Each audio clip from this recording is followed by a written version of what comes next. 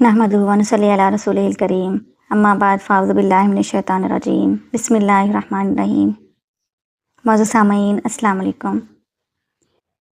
आज मैंने आपको मस्जिद नबवी के बारे में बताना है। इस वीडियो में आपको पता चलेगा कि जन्नत का वो टुकड़ा जो ज़मीन पर है वो किस जगह पर है, और मस्जिद नबवी में जो 8 सतून हैं उनकी मोहब्बत भरी कहानी क्या है। वैसे तो मस्जिद नबवी क्योंकि रसूलुल्लाह सल्लल्लाहु अलैहि वसल्लम की मस्जिद है और इस्लाम की दूसरी अहम मस्जिद है, तो ये सारी ही मस्जिद बाबरकत है। इस टाइम जो मस्जिद नबवी है जो रसूलुल्लाह सल्लल्लाहु अलैहि वसल्लम के दौर में मदीना मुनव्वरा था, उसकी सारी जगह मस्जिद नबवी में शामिल हो चुकी है। तो पूरा मदीना जिसमें मेरे नबी सल्लल्लाहु अलैहि वसल्लम चलते फिरते थे, उसकी गलियों में मेरे नबी के पाँव लगे, मेरे नबी के पाँव के तलवे लगे, जूते लगे, वो सारा मदीना, उसकी गलियां सारी ही बहुत अहम हैं। और आज वो सारा मदीना मस्जिद नबवी की शक्ल में दुनिया में मौजूद है। इसी मस्जिद के बारे में रसूलुल्लाह सल्लल्लाहु अलैहि वसल्लम ने इरशाद फरमाया, मा बैन बैती व मिंबरी रोज़तुम मिन रियाज़िल जन्नह। फरमाया मेरे घर और मिंबर के दरमियान जो जगह है वो जन्नत की क्यारियों में से एक क्यारी है। ये जो हदीस मैंने आपको बताई है ये हज़रत अबू हुरैरा रज़ी अल्लाह ताला अन्हु ने रवायत की है। नबी करीम सल्लल्लाहु अलैहि वसल्लम ने इरशाद फरमाया कि मेरे मिंबर और घर के दरमियान जो जगह है वो जन्नत की क्यारियों में से एक क्यारी है, और क़यामत जब आएगी तो ये टुकड़ा दोबारा जन्नत में उठा लिया जाएगा, इसको जन्नत का हिस्सा बना दिया जाएगा। जब सहाबा ने ये सारी बात सुनी तो वो कहने लगे, या रसूलल्लाह सल्लल्लाहु अलैहि वसल्लम, तो इधर जो ज़मीन का टुकड़ा था, जो ज़मीन का हिस्सा इधर था, वो किधर गया? तो रसूलुल्लाह सल्लल्लाहु अलैहि वसल्लम ने इरशाद फरमाया कि इधर से फ़रिश्तों ने ज़मीन को खोद कर, मिट्टी को निकाल कर ताइफ के पहाड़ों के ऊपर फेंक दिया और जन्नत में से ये टुकड़ा लाकर यहाँ फ़िट कर दिया। तो जो भी ज़ायरीन वहाँ जाके नमाज़ पढ़ते हैं तो तसव्वुर यही करते हैं कि वो जन्नत में नमाज़ पढ़ रहे हैं। पूरी मस्जिद में ही नमाज़ पढ़ने का बहुत ज़्यादा सवाब है, लेकिन रियाजुल जन्ना में नमाज़ पढ़ने का सवाब और लुत्फ़ और ज़्यादा बढ़ जाता है। रियाजुल जन्ना की कुल लंबाई 22 मीटर है और चौड़ाई 15 मीटर है। आज ये वो हिस्सा है जहाँ पे सुनहरी जालियाँ नज़र आती हैं। मस्जिद के इस हिस्से में 8 सतून हैं जिनको बाकी मस्जिद के सतूनों से अलग अहमियत हासिल है। इन सतूनों को संगे मरमर के साथ सुनहरी मीनाकारी करके बहुत मुमताज़ किया गया है। रियाजुल जन्ना की इन्हीं 8 सतूनों के बारे में मैंने आपको बताना है, क्योंकि इनके मुख्तलिफ़ नाम हैं।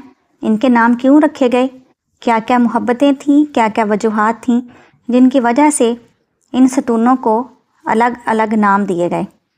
ये 8 सतून जो हैं, इनमें सबसे पहला सतून जो मिंबर के बिल्कुल करीब है वो सतून हनाना है। हनाना असल में खजूर का एक तना था जिसके साथ रसूलुल्लाह सल्लल्लाहु अलैहि वसल्लम टेक लगाकर खुतबा दिया करते थे। फिर कुछ सहाबा ने रसूल करीम सल्लल्लाहु अलैहि वसल्लम के लिए मिंबर बनाया और हनाना को मस्जिद की एक साइड पर रख दिया गया, और उस दिन रसूल करीम सल्लल्लाहु अलैहि वसल्लम मिंबर पर तशरीफ़ ले गए और वहाँ जाके आपने खुतबा पढ़ा। सहाबा कहते हैं, हमने सुना कि मस्जिद में से किसी के रोने की आवाज़ आ रही है। असल में हनाना ऊँटनी के उस बच्चे को कहते हैं जो अपनी माँ से बिछड़ा हो और बहुत दर्द के साथ रोता है, तो उसकी आवाज़ को हनाना कहा जाता है। तो जब किसी के रोने की और दर्द के साथ तड़पने की आवाज़ आई तो सहाबा कहते हैं, हम चारों तरफ देख रहे थे, हमें कुछ नज़र नहीं आ रहा था।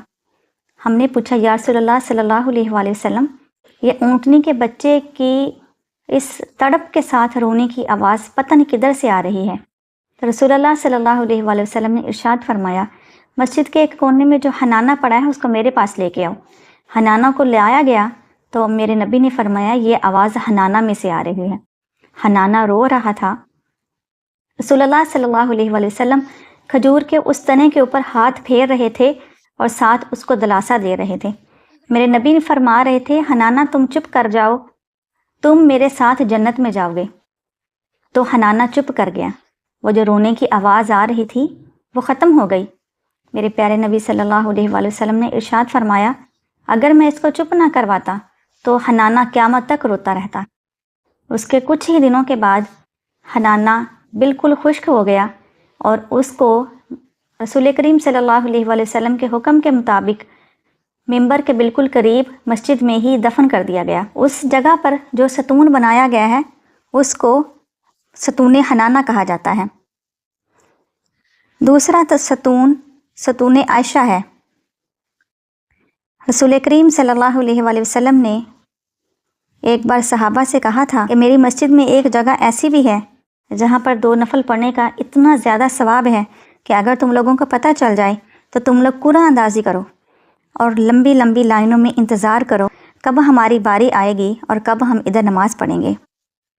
لیکن رسول کریم صلی اللہ علیہ وآلہ وسلم نے اپنی ظاہری زندگی میں اس جگہ کی نشاندہی نہیں کی تھی۔ رسول اللہ صلی اللہ علیہ وآلہ وسلم کے وصال کے بعد صحابہ نے حضرت عائشہ صدیقہ رضی اللہ تعالیٰ عنہا سے کہا کہ آپ ہمیں اس جگہ کی نشاندہی کر دیں، لیکن حضرت عائشہ صدیقہ رضی اللہ تعالیٰ عنہا نے اس کی نشاندہی نہیں کی۔ پھر آپ کے لاڈلے بھانجے حضرت عبداللہ بن زبیر کے بہت زیادہ اصرار کے بعد حضرت عائشہ صدیقہ رضی اللہ تعالیٰ عنہا نے ستون کی نشاندہی کر دی۔ حضرت عائشہ صدیقہ رضی اللہ تعالیٰ عنہا کے حجرے کے بعد تیسرا ستون جو ہے وہی ستون عائشہ ہے۔ جب حضرت عائشہ صدیقہ رضی اللہ تعالیٰ عنہا نے اس جگہ کی نشاندہی کی تو اس لیے اس ستون کا نام ستون عائشہ رکھا گیا۔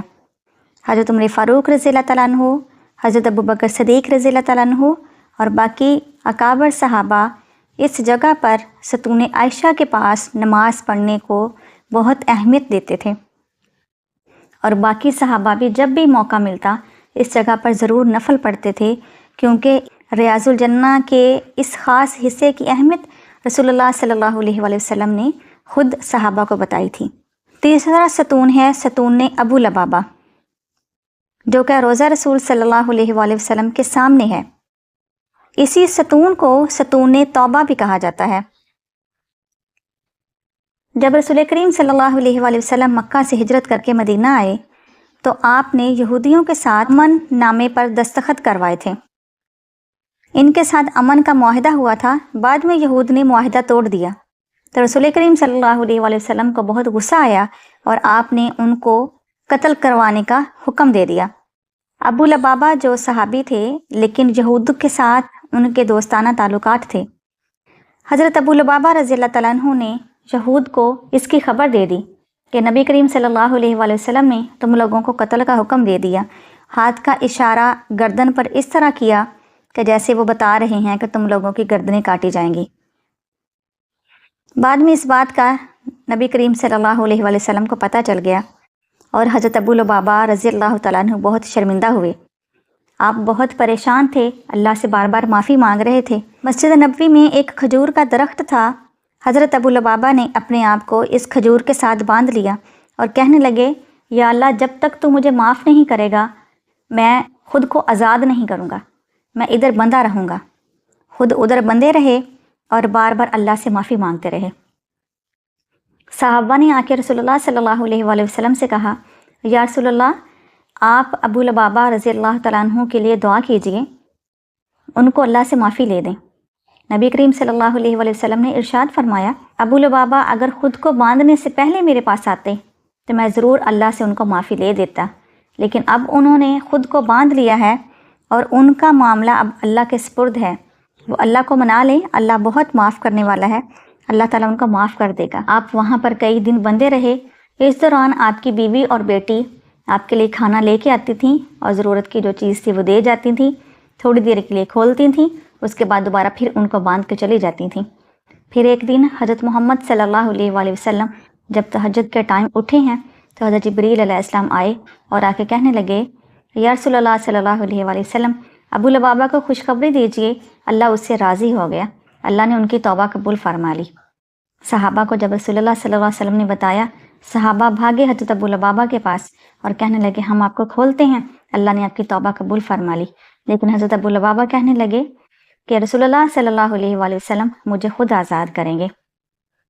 اور پھر ایسا ہی ہوا، جب فجر کے ٹائم حضرت محمد صلی اللہ علیہ وآلہ وسلم مسجد نبوی میں آئے ہیں تو انہوں نے خود حضرت ابو لبابہ کو کھولا اور انہوں نے اللہ تعالیٰ کا شکر ادا کیا۔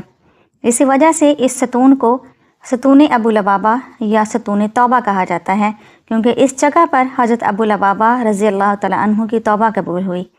اور آج بھی زائرین جب جاتے ہیں تو ستون توبہ کے پاس 2 نفل پڑھتے ہیں اور اپنے گناہوں کی معافی مانگتے ہیں اللہ تعالیٰ سے، اور اس چیز کی امید رکھتے ہیں کہ جیسے اللہ تعالیٰ نے حضرت ابو لبابہ کی توبہ قبول کی تھی، اللہ ہماری توبہ بھی قبول کرے گا۔ اگلا ستون ہے ستون سریر۔ سریر ویسے تو چٹائی کو کہتے ہیں اور بستر کو بھی کہا جاتا ہے۔ یہ وہ جگہ تھی جہاں رسول اللہ صلی اللہ علیہ وآلہ وسلم اعتکاف فرماتے تھے، اور یہاں میرے نبی کا بستر لگا ہوا ہوتا تھا اور رسول اللہ صلی اللہ علیہ وآلہ وسلم ادھر سوتے تھے۔ اس وجہ سے اس ستون کو ستون سریر کہا جاتا ہے۔ 5واں ہے ستون وفود۔ وفود کیونکہ وفد کی جمع ہے، وفد کا مطلب ہوتا ہے گروہ یا گروپ، تو جو باہر سے وفد آیا کرتے تھے وہ ہمیشہ اس جگہ پر بیٹھا کرتے تھے۔ وہیں پہ رسول اللہ صلی اللہ علیہ وآلہ وسلم سے ملاقات ہوتی تھی اور دین کی تبلیغ ہوا کرتی تھی۔ اس جگہ پر جو ستون بنایا گیا اس کو ستون وفود کہا جاتا ہے۔ 6 ہے ستون علی۔ یہ وہ خاص جگہ تھی جہاں ہمیشہ حضرت علی کرم اللہ وجہ نماز پڑھا کرتے تھے اور نماز پڑھ کے وہیں پہ بیٹھ جاتے تھے، اور کئی صحابی بھی ان کے پاس آ کے بیٹھ جاتے اور ان کے ساتھ گفتگو کرتے تھے، کیونکہ ہمیشہ حضرت علی کرم اللہ وجہ وہیں پہ بیٹھتے تھے۔ اس وجہ سے اس جگہ پر جو ستون بنایا گیا اس کو ستون علی کہا جاتا ہے۔ 7واں ہے ستون تہجد۔ یہ حضرت فاطمہ زہرا رضی اللہ تعالیٰ عنہا کے حجرے کے کونے پر ہے اور صفہ کے بالکل سامنے تھا۔ یہ وہ جگہ تھی جہاں ہمیشہ حضور صلی اللہ علیہ وآلہ وسلم تہجد کی نماز پڑھتے تھے، کیونکہ نبی کریم صلی اللہ علیہ وآلہ وسلم پر تہجد کی نماز فرض تھی۔ آپ اس لیے مسجد میں جا کے تہجد کی نماز پڑھتے تھے اور ہمیشہ آپ نے اسی جگہ پر نماز پڑھی، تو اس وجہ سے اس جگہ پر جو ستون بنایا گیا اس کو ستون تہجد کہا جاتا ہے۔ 8واں ستون ہے ستون جبریل۔ یہ وہ جگہ تھی جہاں سے حضرت جبریل علیہ السلام مسجد میں داخل ہوا کرتے تھے اور رسول اللہ صلی اللہ علیہ وآلہ وسلم کے پاس اللہ کا پیغام اور وحی لے کر آتے تھے۔ لیکن آج کل یہ ستون روضہ رسول صلی اللہ علیہ وآلہ وسلم کے اندر ہے، اس لیے نظروں سے اوجھل ہے۔ اللہ تعالیٰ سے دعا ہے اللہ تعالیٰ ہمیں بھی ان ستونوں کی زیارت نصیب فرمائے۔ ان ستونوں کے پاس 2 رکعت نفل پڑھنے کی اللہ ہمیں توفیق عطا فرمائے اور ریاض الجنہ کی بار بار زیارت نصیب فرمائے۔ میرے سامعین میں سے جو ریاض الجنہ گئے ہیں مسجد نبوی، جنہوں نے دیکھی ہے، اللہ ان کو بار بار دیکھنا نصیب فرمائے، اور جنہوں نے نہیں دیکھی اللہ تعالیٰ ان کی حاضری بھی لگا دے اور ان کو بھی اپنے اور اپنے نبی کے در پر بلائے۔ وآخر دعوانا ان الحمد للہ رب العالمین۔